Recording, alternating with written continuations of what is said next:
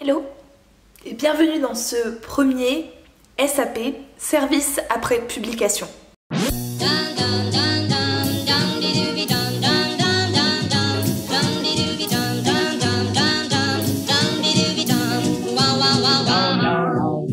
Aujourd'hui, on va s'intéresser à l'article Crime, Weather and Climate Change de Matthew Ransom.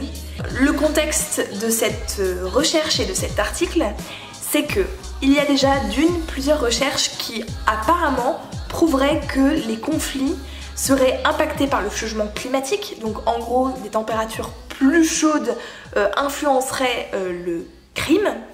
Et l'objectif de cette recherche est de démontrer que l'augmentation des températures qui serait due au changement climatique pourrait impacter les crimes en tout genre, des meurtres, des vols à main armée, des braquages et des viols.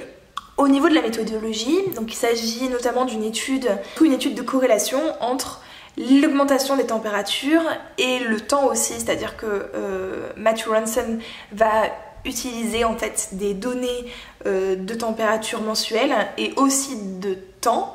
Donc en gros, est-ce qu'il a plu, en fait notamment du coup le taux de précipitation, exactement pour être précise.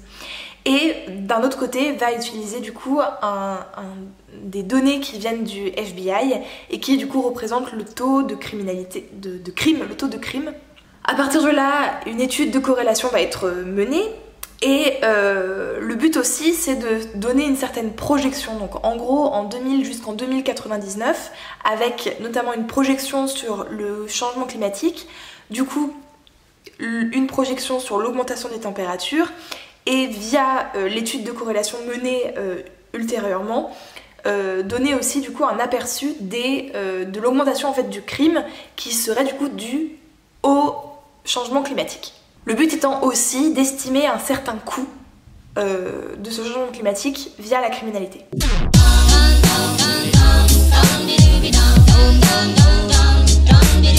Alors moi déjà dans cet article, il y a plusieurs choses qui me dérangent. La première chose, c'est l'étude en fait de la relation de corrélation entre les températures et le crime. Matthew Ransom évoque plusieurs fois en fait d'autres facteurs qui pourraient augmenter entre guillemets l'agressivité. On peut citer par exemple plusieurs études qui sont citées dans l'article qui travaillent notamment sur l'augmentation de l'agressivité via la température.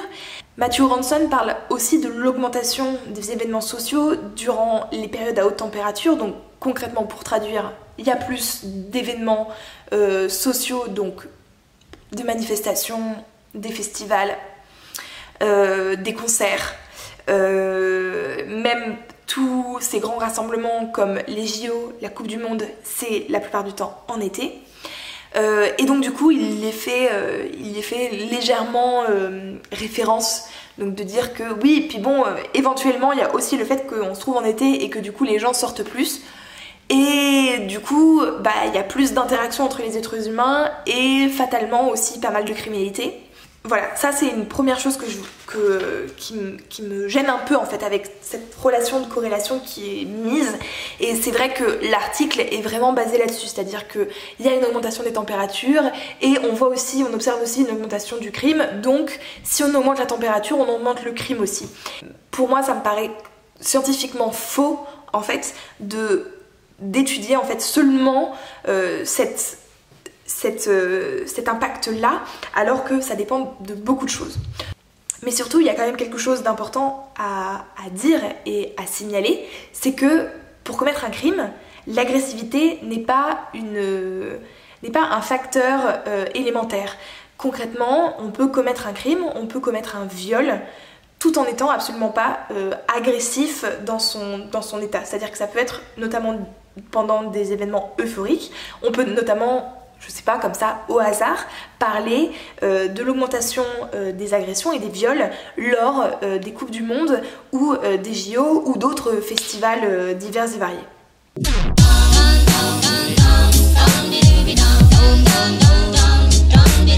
Au niveau des données qui sont utilisées, donc notamment les données qui viennent du FBI, et là on va se recentrer un peu sur le viol.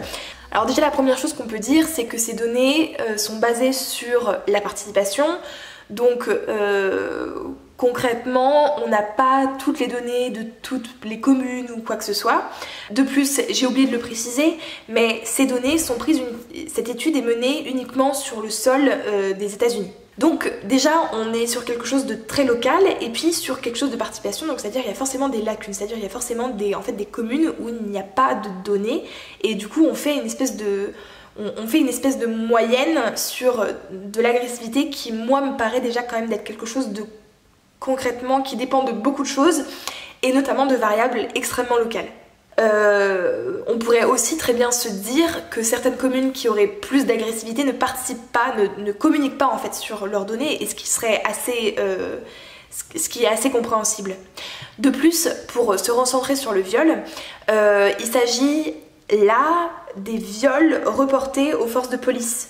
Et on sait très bien que tous les viols ne sont pas reportés, et on pourrait par exemple citer le viol conjugal ou alors le viol qui a lieu dans la sphère familiale, donc pas forcément conjugal mais du coup toutes les affaires d'inceste, etc.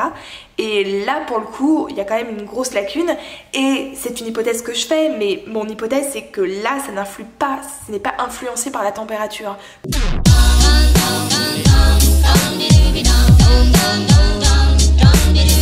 À la fin de son article, Matthew Ranson conclut qu'il y a une forte relation entre l'augmentation des températures et le taux de crime. Donc on en conclut que avec un changement climatique, donc une augmentation des températures, on s'attend à une augmentation de crime. Il propose quelques solutions. Et en fait, il propose qu'une seule solution, et c'est d'ailleurs aussi quelque chose qui revient dans son évaluation en fait du coût du changement climatique par rapport au crime.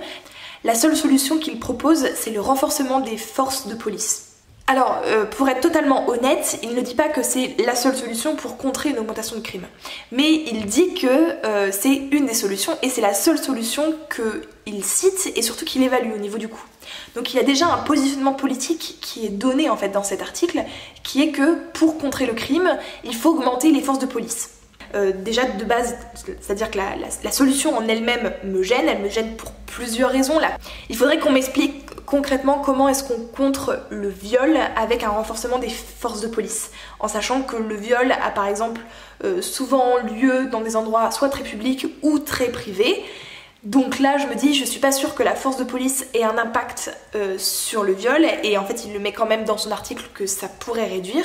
Il évalue en fait cette réduction même pour les viols, donc j'aimerais quand même me demander dans quelle stratégie exactement on se place pour que les policiers réduisent le taux de viol. Donc ça c'est une première chose. On pourrait aussi se demander dans les pays scandinaves qui ont quand même un haut taux d'éducation, si une telle étude sur le taux de crime et l'augmentation des températures aurait le même résultat.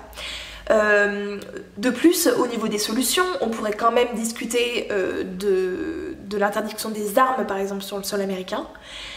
Déjà, ça c'est une chose comme ça que je pense, et quand je parlais des pays scandinaves qui ont un haut taux d'éducation, on pourrait aussi penser, et aussi pour le viol, à une éducation en fait autour de la culture du viol et du fait que non.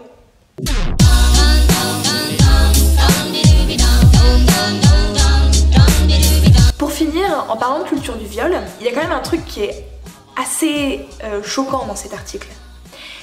C'est que il est écrit plusieurs fois noir sur blanc que le changement climatique causerait tant de viols. Or, ce n'est pas le changement climatique qui cause des viols, c'est les violeurs. Et pour moi, c'est absolument impensable d'écrire ça dans un article scientifique et que ça passe.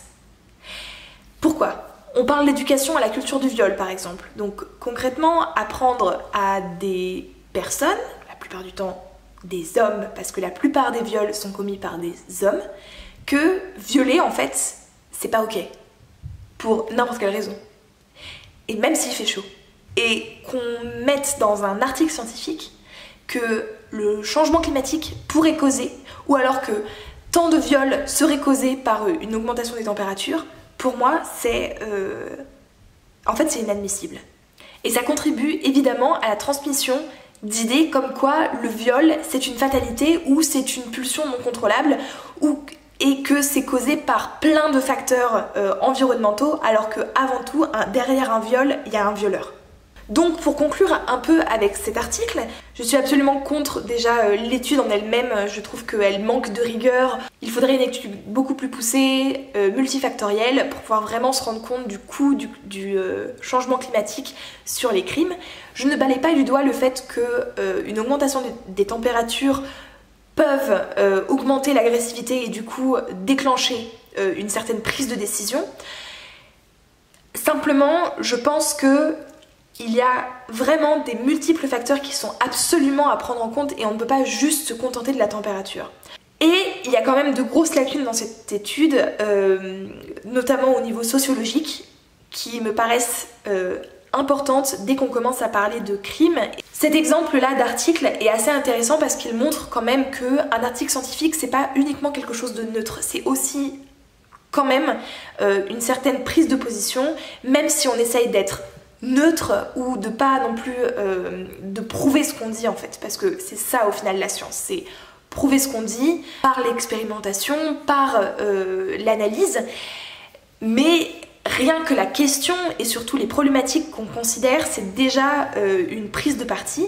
Et concrètement, prendre l'augmentation des forces de police pour contrer une augmentation du crime, c'est déjà une certaine prise de position.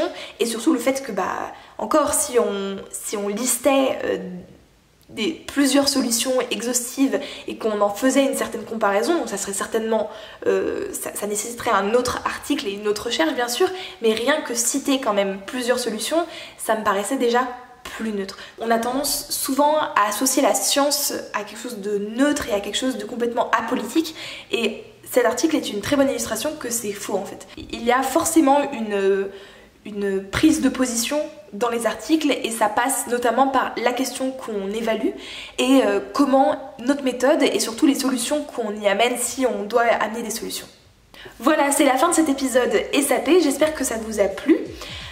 Si vous avez, vous, des articles qui vous paraissent un peu what the fuck et que vous aimeriez avoir un peu mon avis sur la question, n'hésitez pas à m'en faire part dans les commentaires ou sur les réseaux sociaux, je les remets ici, quelque part autour.